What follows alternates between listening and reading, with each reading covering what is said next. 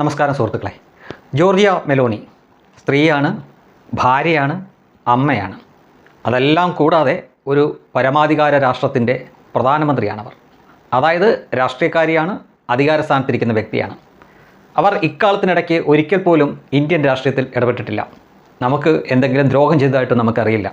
പക്ഷേ എന്നിട്ടും മറ്റൊരു പരമാധികാര രാജ്യമായ ഇറ്റലിയുടെ പ്രധാനമന്ത്രിയായിരിക്കുന്ന ജോർജിയ മെലോണിയുടെ പേരെടുത്ത് പറഞ്ഞുകൊണ്ട് ഇന്ത്യ കണ്ട ഏറ്റവും വലിയ രാഷ്ട്രീയ വഷളനായ രാഹുൽ ഗാന്ധി കഴിഞ്ഞ ദിവസം നടത്തിയ ഒരു പരാമർശമുണ്ടല്ലോ, അത് സ്വാഭാവികമായിട്ടും അത് അയാളുടെ കയ്യിൽ നിന്ന് വിട്ടുപോയി എന്ന കാര്യം ഉറപ്പായിരുന്നു. ഇതാ ഇപ്പോൾ ഇറ്റലി ഔദ്യോഗികമായിട്ട് തന്നെ അതിനെതിരെ പ്രതികരിച്ചിരിക്കുന്നു. ഇറ്റാലിയൻ എംബസി അവരുടെ പ്രസ്താവനയൊക്കെ പുറത്ത് വന്നു കഴിഞ്ഞു.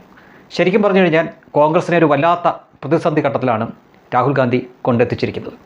ഞാൻ ഈ വാർത്ത വന്നതിന് ശേഷം നമ്മുടെ ഇവിടുത്തെ മാപ്രകളൊക്കെ ഇത് വാർത്തയായിട്ട് കൊടുക്കുമോ എന്നൊരു കൗതുകം എനിക്കുണ്ടായിരുന്നു. അവർ ഏത് തരത്തിലായിരിക്കും ഇതിനെ അവതരിപ്പിക്കുകയായിരുന്നു. നരേന്ദ്രമോദിയെ പരിഹസിക്കുന്നു എന്ന തരത്തിൽ തന്നെയാണ് അവർ കൊടുത്തിരുന്നത്. കൂടുതൽ കൊടുക്കാനുള്ള അത്രയും ഗട്ട്സൊന്നും അവർക്കില്ല ഇപ്പോൾ നിലവിൽ.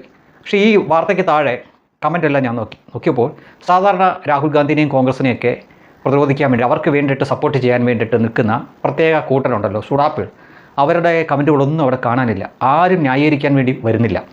കോൺഗ്രസ് ഒറ്റയ്ക്ക് കിടന്ന് ന്യായീകരിക്കേണ്ട ഒരവസ്ഥയിലാണ്. പക്ഷേ എന്ത് പറഞ്ഞ് ന്യായീകരിക്കും? വിദേശ നയത്തിൻ്റെ പേരിലാണ് നരേന്ദ്രമോദിയെ അയാൾ പരിഹസിക്കാൻ നോക്കിയത്. ഇന്ത്യയുടെ എക്കാലത്തെയും മികച്ച വിദേശ നയമാണ് ഇപ്പോഴുള്ളത് എന്ന് ശത്രുക്കൾക്ക് വരെ അറിയാം. രാഹുൽ ഗാന്ധിയുടെ പ്രശ്നം എന്താണെന്ന് ചോദിച്ചു കഴിഞ്ഞാൽ അയാളുടെ തലച്ചോറിൽ അങ്ങനെ ഒരു സാധനമുണ്ടെന്ന് തോന്നുന്നില്ല. അയാളുടെ ഉള്ളിൽ അയാൾ ഉറപ്പിച്ചു വച്ചിരിക്കുന്നൊരു കാര്യമുണ്ട്. പരമ്പരാഗതമായിട്ട് ഞങ്ങളുടെ കുടുംബത്തിന് കിട്ടിക്കൊണ്ടിരുന്നതാണ് പ്രധാനമന്ത്രി എന്ന സ്ഥാനം. എനിക്കത് കിട്ടാതെ പോയത് അപ്പുറ സൈഡിൽ മോദി എന്നൊരാളുള്ളത് കൊണ്ട് മാത്രമാണ്. അതുകൊണ്ട് അദ്ദേഹമാണ് എൻ്റെ ശത്രു. കൊല്ലാൻ വല്ല മാർഗം ഉണ്ടായിരുന്നെങ്കിൽ അയാൾ അത് നോക്കിയേനെ. ബാക്കി എല്ലാ തരത്തിലും അയാൾ നോക്കുന്നുണ്ട്. പല രീതിയിൽ അപമാനിച്ച് പല രീതിയിൽ വേദനിപ്പിക്കാനൊക്കെ നോക്കുന്നുണ്ട്. വേണമെങ്കിൽ അടുത്തതായിട്ട് നരേന്ദ്രമോദിയുടെ മരിച്ചുപോയ അമ്മയെപ്പോലും അയാൾ പറഞ്ഞേക്കും. അതിനുപോലും മടിക്കാത്ത ഒരു മാനസിക അവസ്ഥയിലെത്തി നിൽക്കുകയാണ് രാഹുൽ ഗാന്ധി എന്ന ഇന്ത്യൻ രാഷ്ട്രീയത്തിലെ കോമാളി. അയാൾ എന്തിനാണ് കഴിഞ്ഞ ദിവസം ഇറ്റാലിയൻ പ്രധാനമന്ത്രി ജോർജ് മെലോണിയുടെ പേര് കൂടി അപ്പോൾ ന്യായീകരിക്കുന്നത് കൊണ്ട് അയാളല്ലല്ലോ, അയാളുടെ കൂടെ നിന്ന ആളല്ലേ ചോദിച്ചെന്ന്. അയാളുടെ കൂടെ നിന്ന ആരാണ്? അതാണ് നമ്മൾ മനസ്സിലാക്കേണ്ടത്. അയാളുടെ കൂടെ സന്ദീപ് ദീക്ഷിത് എന്ന് പറഞ്ഞൊരു കോൺഗ്രസ്സുകാരനാണ്. അതാരാണെന്ന് അറിയാമോ? ഡൽഹിയുടെ മുഖ്യമന്ത്രിയായിരുന്ന ഷീല ദീക്ഷിതിൻ്റെ മകനാണ്. അപ്പോൾ അവർ സ്ക്രിപ്റ്റഡ് അല്ലാതെ എന്ത് പരിപാടി അവർ നടത്തിയത്? ഇങ്ങനെ ചോദിക്കണമെന്നും ഞാനതിന് മറുപടി പറയണമെന്നും നേരത്തെ തന്നെ അത് സ്ക്രിപ്റ്റഡാണ്. എന്നിട്ടാണ് ആ ചോദ്യം വരുന്നത്. അതിൻ്റെ ആവശ്യമുണ്ടായിരുന്നോ രാഹുൽ ഗാന്ധിക്ക്? ഇന്ത്യയുടെ രാഷ്ട്രീയം ഇവിടെ ചർച്ച ചെയ്യട്ടെ. എന്തിനാണ് മറ്റൊരു പരമാധികാര രാഷ്ട്രത്തിൻ്റെ ഉയർന്ന സ്ഥാനത്തിരിക്കുന്ന പ്രധാനമന്ത്രിയായിട്ടിരിക്കുന്ന ജോർജിയ മെലോണിയുടെ പേര് കൂടി വലിച്ചിഴക്കേണ്ടത്?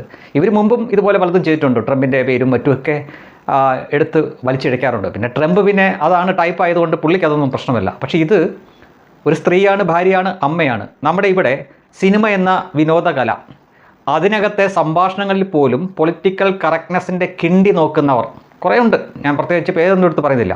അവർ ഇന്നലെ ഈ സംഭവത്തിന് ശേഷം കനത്ത നിശബ്ദതയിലാണ്. അഥവാ അവരുടെയൊക്കെ വായിൽ ഏത്തപ്പഴം കുത്തിക്കയറ്റപ്പെട്ടിരിക്കുന്നു എന്ന് വേണം നമ്മൾ മനസ്സിലാക്കാൻ. ശ്വാസം വിടാനെങ്കിലും ഒന്ന് വായ തുറന്നുകൂടെ?